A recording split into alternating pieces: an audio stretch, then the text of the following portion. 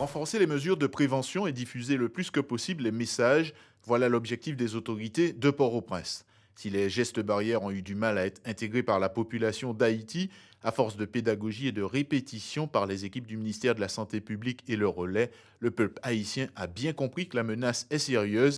Pour limiter l'impact de la pandémie sur le territoire, des bornes d'eau pour inciter au lavage régulier des mains ont été installées.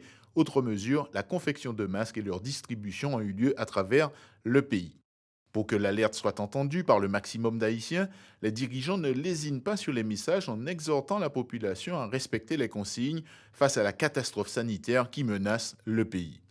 À Port-au-Prince et dans les provinces, la vie semble se dérouler comme avant, sans véritable réaction de la population.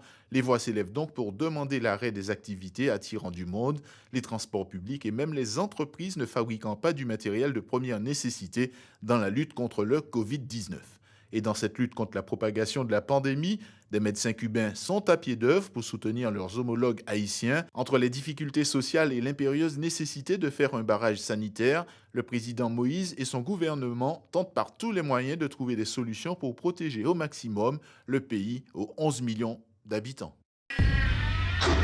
Suivez l'info sur Guyana Première, télé, radio et Internet.